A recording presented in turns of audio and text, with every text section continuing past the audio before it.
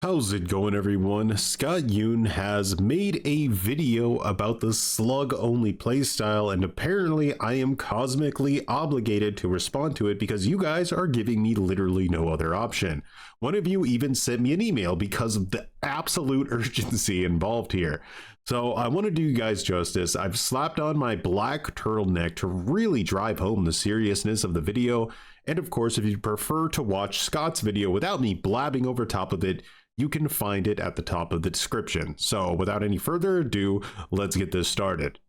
Hey guys, Scott here. Today I wanted to have a big discussion about slugging in Dead by Daylight. I think there are too many little subtopics in this to make individual videos about. I'd rather just do everything in one comprehensive discussion, so I'll have timestamps below if you want to join the discussion for a particular point of this. But let's just jump right into slugging in DBD in general. Let's start off by just defining it, what it even is. Slugging is when you leave someone on the ground intentionally in order to not have to deal with hooks at a given moment. It's done for a number of reasons, typically to generate pressure, but basically slugging is intentionally leaving someone on the ground to circumvent the standard gameplay loop of Dead by Daylight, which is picking people up after you've downed them and hooking them. Now, there are a number of reasons you would do this. The main reasons I would do it are when people are like grouped up, for example. Think of the scenario as killer, you down somebody and 2 feet away on a generator, there's 2 people working on a generator. Obviously, you're not just going to pick this guy up and go, well, see you later, good luck on that gen, fellas. Like, you're going to leave that guy on the ground and go pressure these people off the generator. Maybe kick it, maybe hit them, maybe do something to generate some type of pressure, and then maybe you come back and pick up the original guy. In that scenario, it's not a very high risk maneuver and it gives you a lot of pressure and a lot of reward. Now, there's a whole subgenre of people that are trying to only slug, and this is a very high risk, high reward maneuver. So if you slug at the wrong time, you get nothing. If you were to like slug at the beginning of the match when you don't see anybody else, it's often more detrimental than just regularly picking that person up and hooking them. And that is for a bunch of different reasons, but really the whole point is slugging is a high risk maneuver that only is a benefit if you can snowball off of the results of that slugging play. That's basically what it is. Now, this is like the pre-notion of what you would think slugging is, right? As someone who just plays the game normally for years, is like the equivalent of trying to slug in like an end game situation or a later game situation or something where you're just trying to, you know, desperately slug all the survivors because you get an opportunity presented to you. But what happens is if you actually kind of like sit down and practice this slug only play style, what you'll realize is that the pressure that you're losing by just simply picking up a survivor and bringing them to a hook is almost insane. The amount survivors can get done in that little period of time is pretty crazy. And so when you start to do slug only and you don't hook somebody, even when they're the very first survivor you down in a match, you'll start seeing how much pressure you're actually generating because of that, right? So I think that's more of the kind of the pre-notion you would have of slugging without actually sort of going into it and really testing it for yourself over a period of time with a killer that, you know, also synergizes with slugging, right? So it is a bit killer dependent in that way. Basically what it is. Now, why have people been drawn to that playstyle? The reason is multi-form, I guess. The main one is that it allows you to avoid a lot of second chance effects that survivors might have, namely perks. Things like Decisive Strike, Deliverance, Off the Record, Dead Hard, all of these things are related to specifically being hooked as a survivor. Now, that's true, but you need to consider everything else as well. It's not just the perks like anti-tunnel perks. It's also things like background player. It's things like flashbang saves that have no counterplay currently in the game, or the time it takes to pick up a survivor, the time it takes to bring a survivor to a hook, things like comp corner, things like shift Wing away from, you know, the gens, all the like macro play that's involved in the game. A lot of it is just completely circumvented by not hooking survivors. You start to realize just how much more there is that makes hooking detrimental to you as a killer when it comes to like pressure and the race against time, right? Never hook the survivor, you never have to deal with these perks, and that is one of the main arguments that proponents of this playstyle actually make. At the same time, it's not all black and white. You also don't get to benefit from anything that hooking survivors actually gets you, which is guaranteed progress towards their death, All the perks that are related to hooking, barbecue and chili, friends at the end, pop goes the weasel, pain residence, gift of pain. Like there's a bunch of perks that are actually pretty damn solid that only happen when you do hook them. Now, here's the thing. A lot of these perks have been absolutely gutted, in my opinion. And I know not everyone will agree with that. But as someone who typically plays lower tier killers or mid tier killers and almost never plays high tier killers, these perks that used to be good are now pretty much only good on the higher tier killers that can get value out of them consistently. It's one of the big reasons I always push my currency system, because I think that kind of ties things together. But when it comes to this argument, like specifically, like I just don't feel like pain res is pulling its weight anymore. I don't feel like Pop Goes the Weasel is pulling its weight anymore, right? Not as low tier or mid tier killers. You just really don't have the time when you're playing against really efficient teams. And I want to make it clear that it's not that you can't win going for hooks. It's that you're pretty much handicapping yourself by going for hooks over just outright slugging when you're playing one of these mid to low tier killers, in my opinion. Additionally, when you hook somebody, you control where they are and they are immobile the whole time. So if you've got like a 3-gen and you hook a survivor in the middle of your 3-gen, that is incredibly strong for the killer because you can defend that person, you can defend against people coming to save, and you can defend your generators at the same time. If you slug someone and after 30 seconds they fuck off somewhere, you don't really know where they are anymore. You just have to sort of guess unless you're running Deerstalker, which is eating up a perk slot.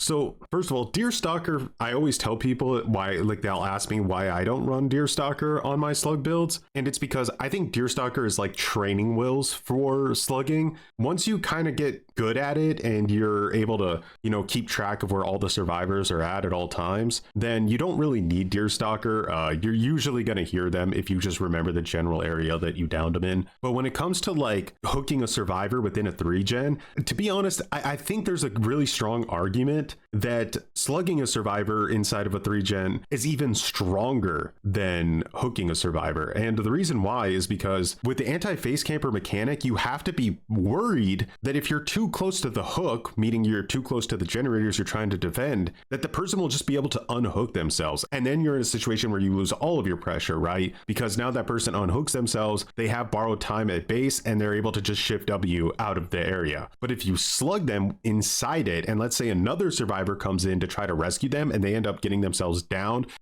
this is one of the reasons I like to run perks like forced hesitation, because if a survivor runs in and tries to pick someone up and I down that person, now this guy has a massive speed penalty and he can't get out, I down him, then I can hook him, right? Because now I have a slug underneath my hook, which means the anti-face camper mechanic isn't doing anything, and now they have twice as much pressure. So it's not about trying to be like petty and only slugging in every situation. Sometimes there is a situation where hooking a survivor is the smart play, but I still think that you need to go slug mostly, right? Like 90% of your gameplay needs to be slugging, with like 10% being hooking when it's needed. It ends up being a bit of a risk there. So it's not really all black and white. It's not like slugging is this ancient trap card you can pull out where you're like, man, I'm starting to lose this match, I'm going to have to bring out the slugging. It's not like some instant win card. It's only successful when done at the proper time. You can't just do it and win. I see people make this argument a lot, like, oh, you could have won that game if you just slugged and stuff like that. I would have no, I had no opportunities to slug there. It's not something that the killer can just decide to do and then just magically benefit from it. It's very often taking advantage of survivors fucking up and grouping up in a scenario. That's when I'm just going to stop it here for a second. This again feels like it is based on like what I would have said myself before I did slug only gameplay for like, a few months now. This is like the typical, the survivors have grouped up. Maybe they're trying to push a gen in the end game and now you start slugging everybody. That's kind of what this is based on. And you don't realize really how much pressure you can get just by slugging out of the gate instead of going for hooks, and how it just snowballs because it feels like the survivors can never really reset. You don't really give them a chance to reset. So you're kind of just bug biting them and wearing them down in a different way. And it's just, unfortunately, this is a thing I also didn't consider when I started this, is that it's just way more fun, right? And that's like the biggest problem, because it's not that I want the survivors to have a bad experience. In fact, I would say that's the worst part about all of this, is I kind of feel like a dick, right? But at the same time, it's just way more fun and way more engaging. Like, I don't have to worry about these perfect slug situations, coming up and then trying to beat the survivors somewhere in the mid to late game where I get completely ruined by a single unbreakable. Like, unbreakable is like a minor convenience when you do slug only, because they'll usually use it early on in the game, and then it just doesn't mean anything really anymore except, faster revive time while they're on the ground. So if you're trying to play in a normal playstyle where you kind of hook 90% of the time and slug 10% of the time, something like Unbreakable is going to hurt you way more than it'll hurt you if you just go in slug only. When slugging is really strong, but it's honestly a lot on the survivors in that regard. So I don't really see it as this crazy trap card that you can pull out to just instantly win all your matches. But those are the main arguments kind of being made there, that it allows you to circumvent all of the second chance perks that survivors might have. But the thing is, I find this whole central argument weird, and this is the whole argument I want to dismantle. The whole slugging only strategy only arose, and by the way, it's not very prominent. I would say maybe 1 out of 15 of my games I see people doing this. It's not very widespread at all, but this actually centers around the argument I'm trying to make here. The slugging only strategy has arisen to counter anti-tunneling perks, and they are effective at doing so. But the problem is those anti-tunneling perks arose only because killers were tunneling a bunch. So logically, if slugging increased, anti-slugging perks are going to increase at the same rate.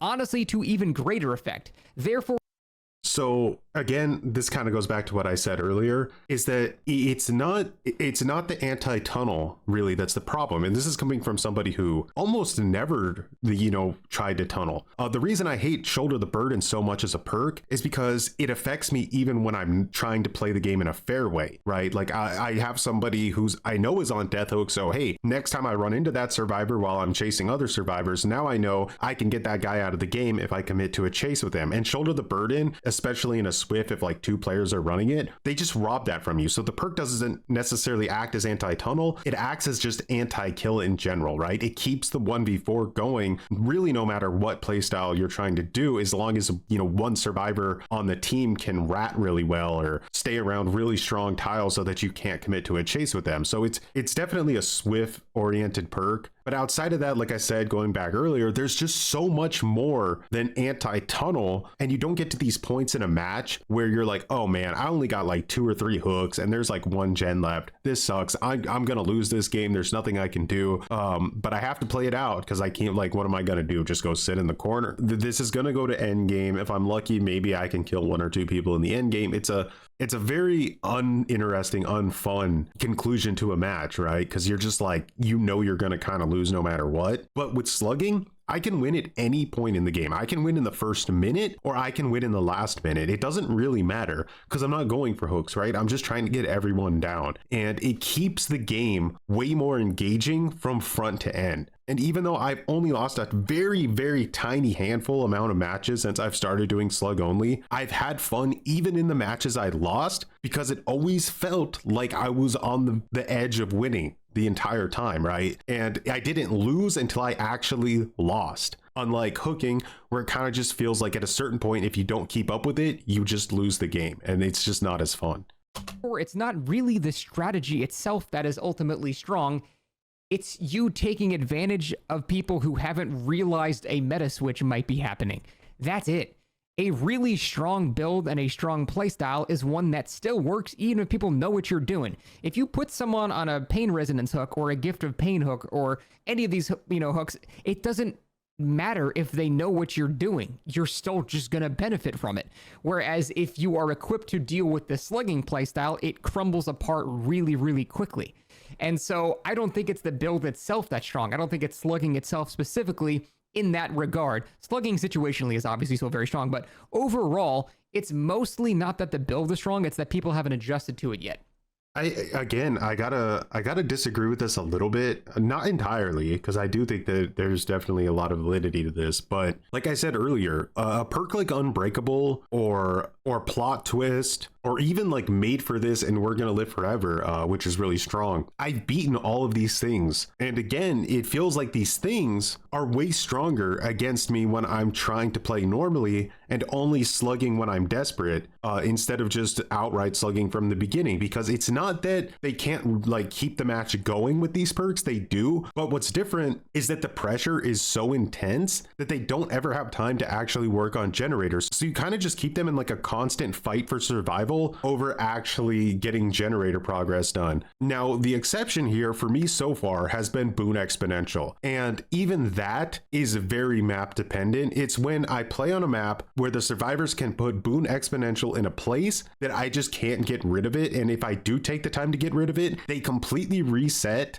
And then, of course, they just put it back up again, right? And if Boon Exponential becomes meta, then maybe I will just put Shattered Hope on my build so that I do have a counter to it. But that's just been my experience over the past few months, where I've won literally almost every single game I've played. And I have the evidence of that on my channel in my live streams. And the truth is, anti-slugging perks are more impactful than anti-tunnel perks. So if we see this shift, which inevitably will happen in the same way that anti-tunnel perks became meta, if slugging increases at the same rate, we will see anti-slugging perks arise to counter it.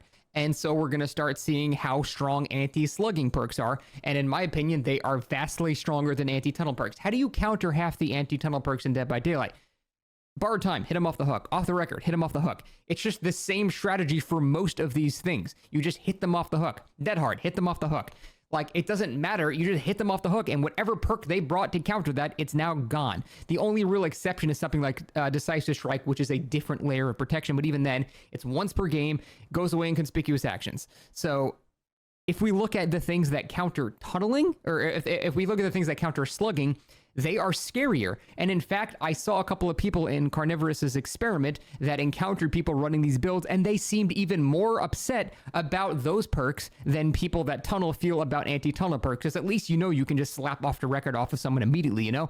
If you got something like Unbreakable and it just causes you to lose the game, that's even more frustrating. So people are just trading one frustration for another, and I find that to be such a flaw in the argument. So what I get from this is that Scott is just... he's not a believer, but if he, and I doubt that he would do this, because I know Scott really doesn't like to annoy survivors that much with like experiments and stuff. But if he was willing to really go like, I don't know, slug only Wraith for like a full day or something, just to like try it out, maybe he would kind of like see that these anti-slugging perks, when you really get it down, when you really practice it, again, they just don't do as much to you as a slug only killer as they do to a killer who's only slugging in moments of desperation or opportunistic situations, right? They just don't. When I think about anti-slugging perks, no perk in the game has lost me more matches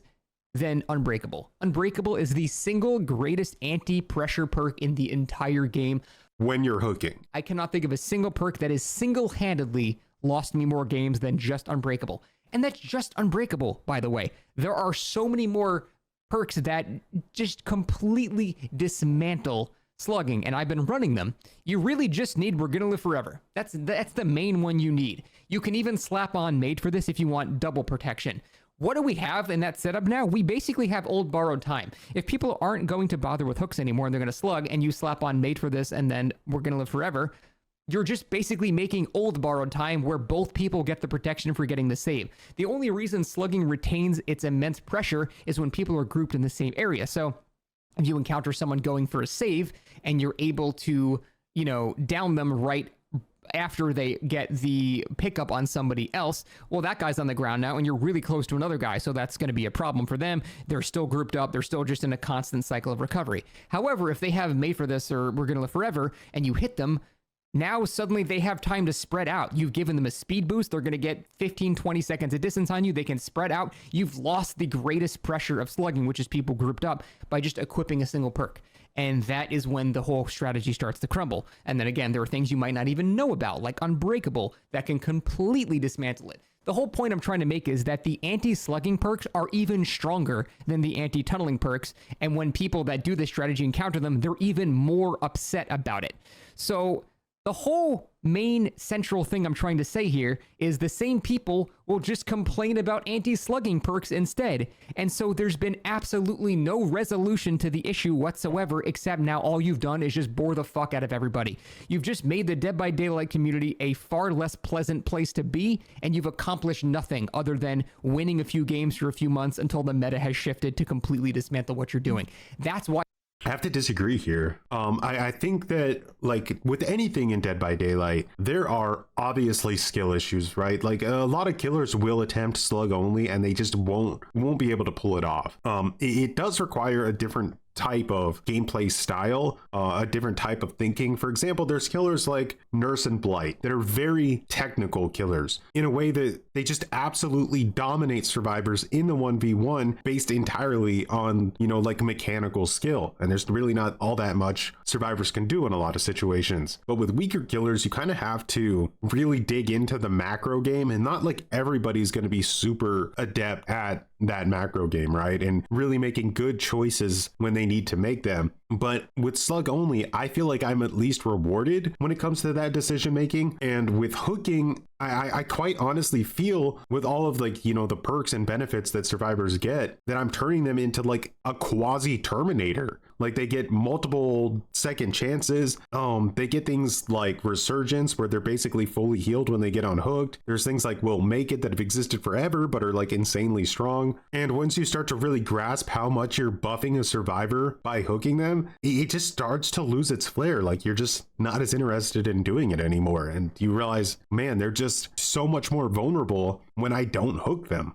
And as Pally recently said in a good video about this, he said, it's not that we don't care about survivors fun, we do, it's just that we don't feel responsible for it anymore. And that's a big difference, right? Like, survivors have never felt responsible for how much fun a killer is having, even if they care for whatever reason, which I don't think they do. They don't feel responsible for it. And I think that's really an important aspect when talking about slug only versus like normal gameplay. Why I hate this shit so much. It's not that you found this new strong strat. It's that you're just taking advantage of the fact that people haven't adjusted yet. And you know what? It's even easier for these people to adjust, because it's not like you need to buy Lori to get Decisive Strike. You don't need to buy these characters to get Off the Record or Deliverance. The strongest anti-slugging perks in the game are free, so you don't even have that excuse that it's like a pay-to-win thing. Unbreakable is from Bill, and that's free. We're Gonna Live Forever is from David, and that's free. So you can obviously throw on other things like Made for This on top of that, Exponential on top of that, to make these things even more impactful. But the truth is, you don't even have to pay a cent to very strongly counter these strategies. Whereas even, like, you know, with the whole tunneling thing, you could make the argument, well, some of that's a little pay to win because you got to buy these things. So the survivor side, you guys can't even make the argument like that, because these are free perks. You just get them. You can just level up David, and now you just have that for everybody. And so up until now, there's really only been like this one main primary style of gameplay from killers, you know, which is like going for hooks. But now that there's literally an entirely second play style in the game, survivors are going to have to delegate what parts of their build that they want to try to counter both play styles at the same time, because they don't know which one they're going to go up against, right? You know, if they bring all anti-slug, then there's a good chance they're just going to end up getting tunneled by somebody half the time. So they're going to have to try to figure out a way to like balance this out, where they have good anti-slug and good anti-tunnel. So they'll never be able to just like fully counter it unless like 100% of all killers were only slugging, which is just never going to happen, right? So I think this is going to be kind of a difficult thing. And it also kind of just goes around the subject, in my opinion, which is that we just need to make the normal gameplay more engaging, more fun again. And that there's no reason slug only should be stronger or has to be more fun than the normal gameplay loop of going for hooks. It's just that in an attempt to force an outcome through things like, you know, really bad map design and, you know, Swifts that basically bring in a nuclear arsenal to win their matches against you, it's just slowly gotten to this point where it's like, to make the game playable for like normal people, they've had to buff things that good players can just take advantage of to a degree that is just no longer really all that interesting to play against. And slug only has kind of like reignited that. It's made it way more fun to play against everybody again. I don't even care what map people bring anymore. I'm just like, bring me to any map. I don't care. I'm having a good time on every map I play, regardless of what it is. So a lot of damage has been done really by getting to this point, because now that Pandora's box is sort of open when it comes to slug only, behavior has to figure out a way to make hooking more interesting again than slugging, even if they add in some kind of like base kit garbage or something that tries to counter or punish you for slugging. I feel like the cat's kind of out of the bag, and now they're going to have to work 3 times as hard to put it back in going forward. So there's not really any excuse there. Now, I know a lot of people on the casual side of the game will make this argument, well, I don't want to dedicate a full build to anti-tunneling. First of all, you don't have to. Just slap on Just Unbreakable. Just Unbreakable can dismantle half the shit that these people are doing. If the killer is maybe not very good, but I personally, just from my own experience, I don't honestly think Unbreakable's ever made a difference, even when I gone against a team of like 3 people having it. Like I said, it just stalemates the game, keeps them alive, but it doesn't keep the game moving forward for them. It doesn't progress their objective. Just We're Gonna Live Forever can dismantle half the shit you're doing. If you want to go hard, you can even do 2. Made for This and We're Gonna Live Forever completely shits on this entire playstyle. If you're playing against this as killer, you're gonna fucking lose if people have this setup. I'm just saying right now. If you tried the pure slug setup and everyone has Made for This, We're Gonna Live Forever, you just lose. You're not gonna win that. So it's the same as if you encounter every anti-tunnel perk in the game and everybody has that, you're just going to lose as well if you're tunneling. So the whole argument there, you only need 2 perks. You can still have 2 other perks, be whatever you want. But if your whole argument is, well, I want to run my meme, deception, diversion, red herring build, fine, run whatever you want. You bought the game, play however you want. But if you're not really trying to win anymore, you're just trying to do silly shit, that's great. I loved seeing that stuff. But you shouldn't be joining meta balancing discussions anymore. You're not trying to win, so why should your opinion matter on, discussions of balance where we have to talk about people trying to win? I know that might be a bit of a hard pill to swallow, but you can't have it both ways. You can't want to run a meme build and then be upset that you're not being included in the discussion of the meta when you're not willing to win the game. I don't know. It just doesn't. So the reason why survivors will almost never do something like dedicate half their build to anti-slug is because not enough people are ever going to do slug only. I just really don't think that's going to happen.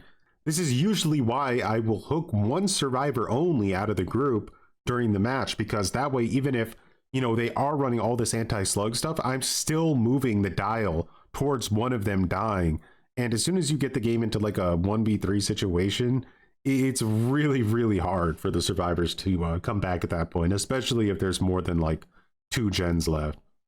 Doesn't make any sense to me. But there's also the point of, well, okay, the devs saw all this tunneling and they added base kit borrowed time. So logically, shouldn't they add something like a base kit Unbreakable, or a base kit We're Gonna Live Forever, or a base kit Made for This, or a base kit blah, blah, blah, blah, blah.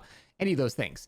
And I understand that argument. That does make a lot of sense. But my point is, I think slugging is just way riskier than hooking, so it inherently should have less punishment associated with it. So no, I don't think it's a one-to-one comparison with hooks. Just because we have base kit borrowed time doesn't mean we should have base kit Unbreakable, for example. It's not a one-to-one comparison. Slugging is way riskier. You don't know where the person is. You're not guaranteeing a damaging hook state, which leads to a closer, approach to the end of the game. You're risking a lot more when you do this, so it's not a one-to-one comparison, and I don't think you need that.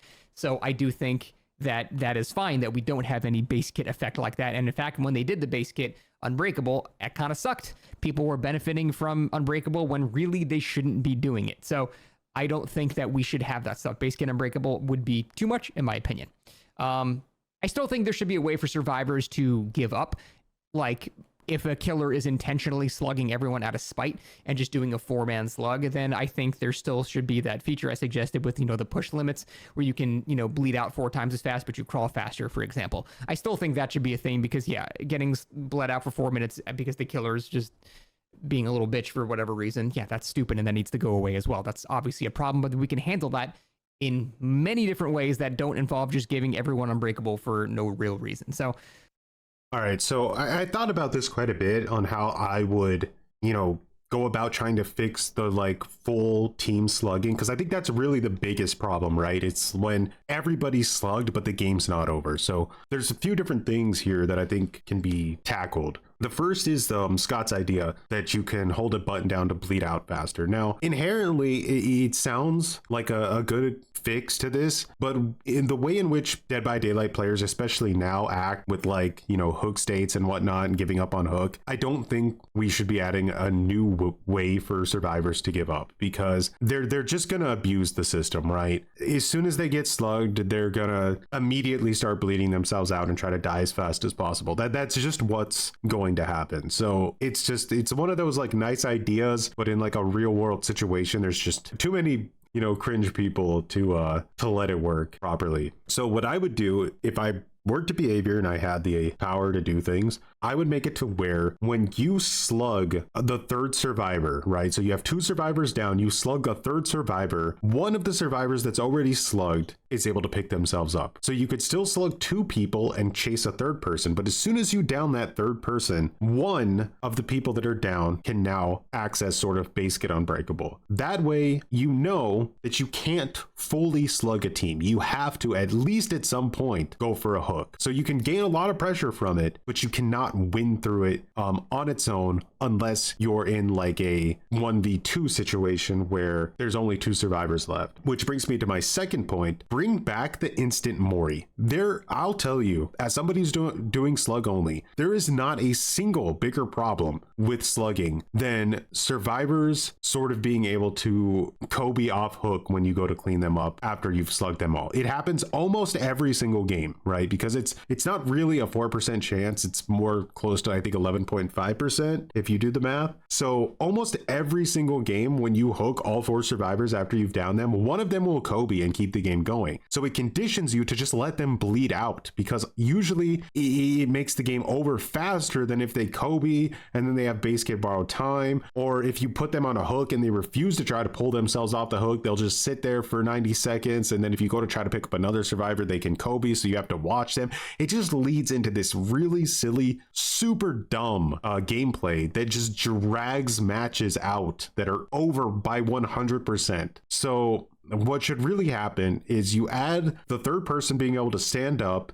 after being slugged, but you also add an instant game ending Mori as soon as everybody is down on the ground. I don't care if you have unbreakable. I'm sorry, I don't care. If everybody's down on the ground, the game just needs to end. And obviously that needs to be paired with a bunch of other quality of life reasons that make going for hooks worth it again. I don't want this just added in to stop slugging. I want them to make it feel good to hook people, there's just so many aspects of hooking that feel terrible. It's sluggish, you're completely vulnerable, it wastes a ton of your time, it slows the gameplay down, it kills your momentum. There's just so many things on top of all the perks that you have to deal with, right? It just feels really, really bad, and behavior needs to really consider, how do we make that aspect of the game feel rewarding again? And then they could do all of the stuff that I just suggested to counter full team slugging, which is the primary issue. Those are my thoughts on that whole topic. Now, all of this is well and good, but there is one perk that doesn't adhere to any of the things I've been talking about here, and that is the perk Knockout. Knockout makes no sense. I don't know why Knockout exists. Knockout is basically a win more button for killers against solo queue. It does nothing versus the people it needs to do something versus, and so it just makes no sense. So the general overall hierarchy of strength in Dead by Daylight is we have solo queue survivor is the weakest role. Statistically, it's the weakest. Feeling, it's the weakest. On Nightlight, it's the weakest. The highest survivor escape rate is still lower than the lowest killer kill rate. All of this data points towards solo queue being the weakest role in the game. And then we have killer after that. And then we have 4-man survivor threats probably being the strongest role in the game. That's the general hierarchy of DBD, and we've been trying to even these things out over the years of the game. Knockout, all it does is make the weakest role weaker and does nothing to the strongest role. That's why I'm saying it makes no sense. If you defend Knockout, it is a So here's what I'll say is that I agree that I think Knockout does way too much to solo queue and not enough to Swift, right? So I do agree that the perk should be changed. I don't necessarily adhere to the idea that Knockout doesn't do anything to Swift. I think it can do a decent amount, especially depending on, what map you're playing on or what particular level of Swift you're playing against. But overall, I do agree that it's problematic. I don't use it myself.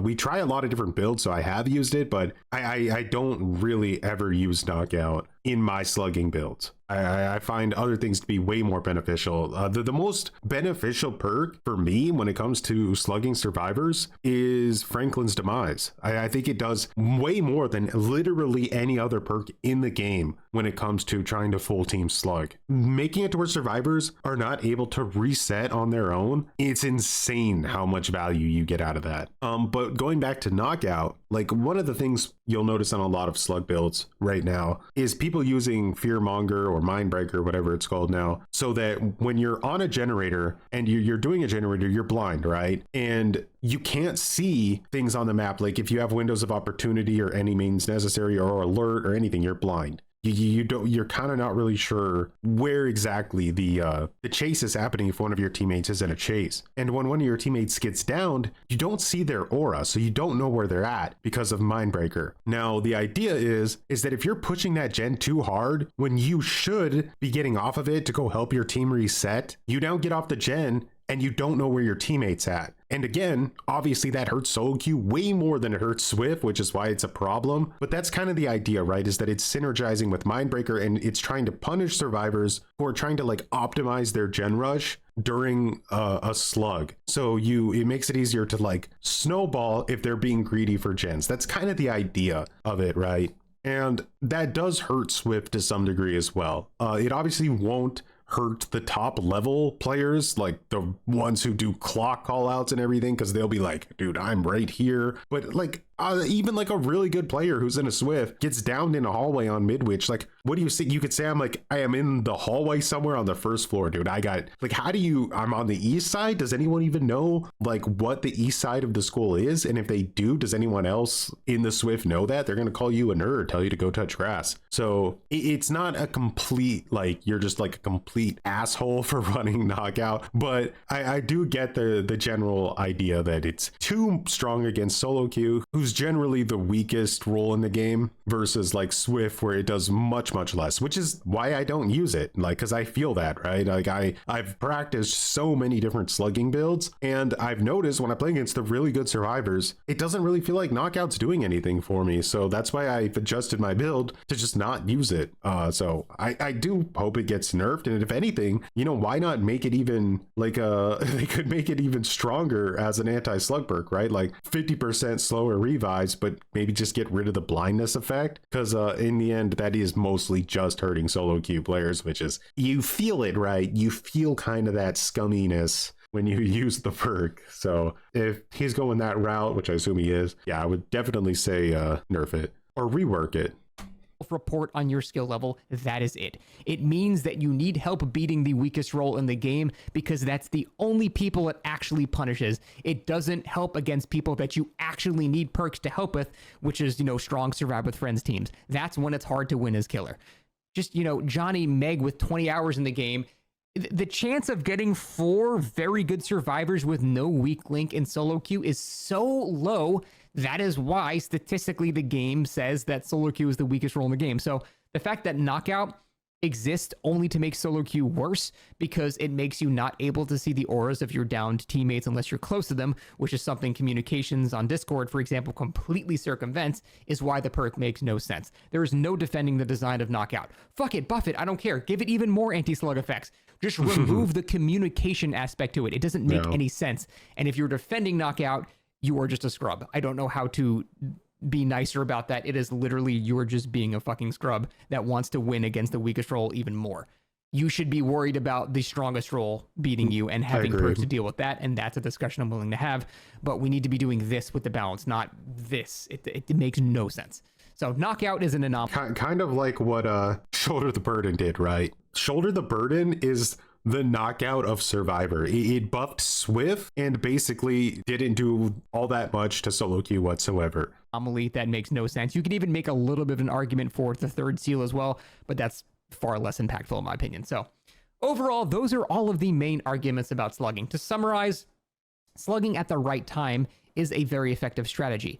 Doing only slugging is an effective strategy for now until people adjust to it and realize that the anti-slugging perks are even stronger than the anti-tunnel perks, and all we've done is make the game a more miserable place until you realize that. So I guess as killer, if you want to do that, trade a couple of months of cheap wins for the misery of everyone you go against until eventually the misery shifts back on you and now you got to deal with all this anti-slug shit. I mean, you do whatever you want, but that's why I'm so staunchly against this whole playstyle. That's why I feel like it's such a plague on the game, because it's not even good. It's only good because people haven't adjusted for it yet, and it's easy to adjust because half the perks that do counter it are just straight up free. So that's why I'm so against it. That's why I'm against that whole pure slugging strat in general, but I'm not really against any other forms of slugging. I'm all for it. I think a lot of the time slugging is just something that survivors put themselves in a position for it to be beneficial. As soon as it becomes non-beneficial for the killer to do it, slugging will decrease. That's why we will see far less of the pure slugging playstyle, and we'll really only see it when it's mostly up to the survivors kind of fucking up and grouping up in the same area. So that's my whole point. Those are all the discussions about slugging I wanted to have.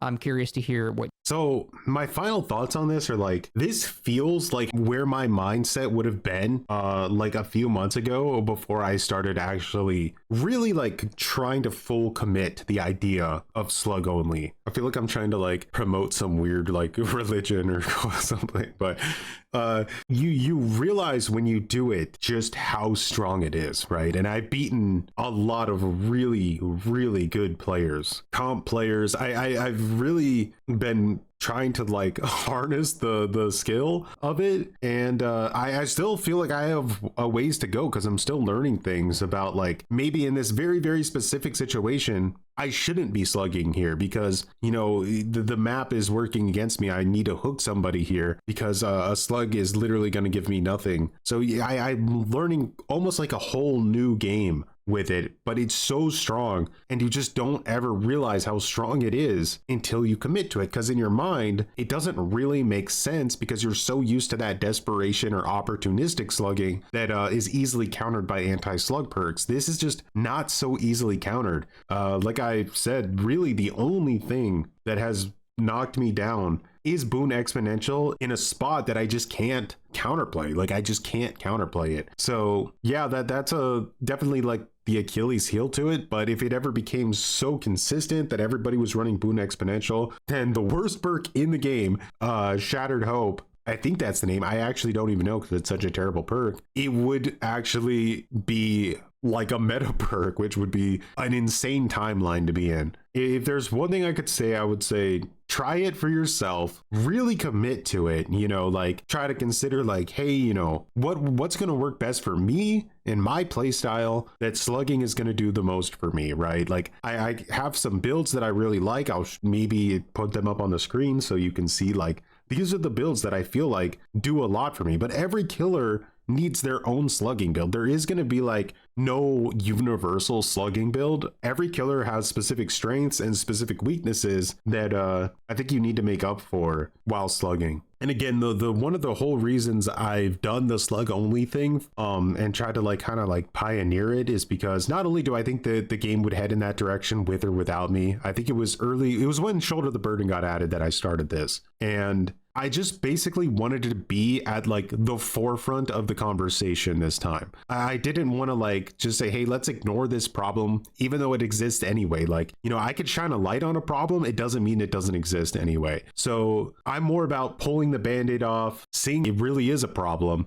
And if I'm at the forefront of that conversation, then my solutions to fixing it would hopefully have a little bit more weight than if I just chimed in like later on when everybody else is slugging already. And then I'm like, hey, you know, guys, maybe we should add this. Like nobody cares, right? But if I'm at the forefront of it, maybe my solutions have a little bit more weight and we can stop going in this like vicious cycle of just endlessly trying to punish killer playstyles instead of promoting healthy killer playstyles. Like, you know, do I think the anti-face camp mechanic is a good mechanic? I do, but there should have also been some kind of compensation to make going for multiple hooks or multiple fresh hooks even more appealing, but there wasn't. There's just punishment over and over again, and it's really dumb. So hopefully the devs take that finally into consideration, and that I think most killers just want to chase survivors and have a good time without just losing to really insanely fast generators, right? Like, generators are the least interesting part of Dead by Daylight, in my opinion. But with that said, I'm curious what you guys think. Thanks so much for watching, and have a good one.